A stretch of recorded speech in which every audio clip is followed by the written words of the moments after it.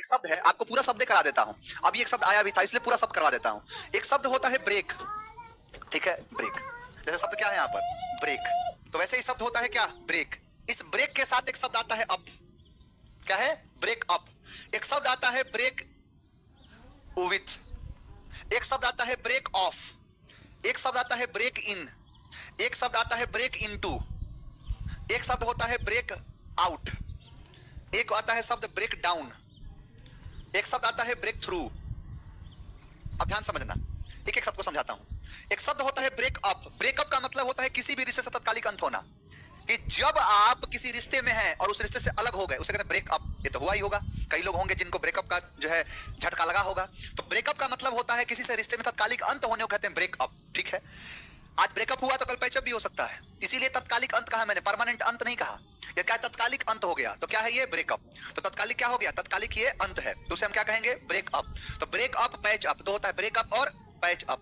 अच्छा, अगर शादी हो गया, मान लो ब्रेकअप हुआ, पैचअप हुआ, कहा कि अब ना शादी ये कर लेते हैं सीधा, रिलेशन में ना दूरी से आदमी का रिश्ता खराब हो गया, तो कहा ठीक है शादी कर लेते हैं, पंडित जी को पकड़ शादी कर लिया।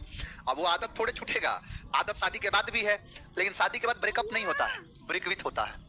ब्रेकविथ का मतलब होता है कि शादी के बाद किसी से अलग होना, डिवोर्स ले लेने को कहते हैं ब्रेकविथ, है ना, शादी के बाद। ब्रेक ऑफ का मतलब होता है हमेशा हमेशा के लिए किसी को छोड़ के चले जाना, उसे कहते हैं ब्रेक ऑफ। तो ब्रेक ऑफ का मतलब होता है कि जो, यानी जो हमेशा के लिए, जैसे भगवान बुद्ध ने अपने घर को छोड़ के चले गए हमेशा के लिए, तो ब्रेक ऑफ।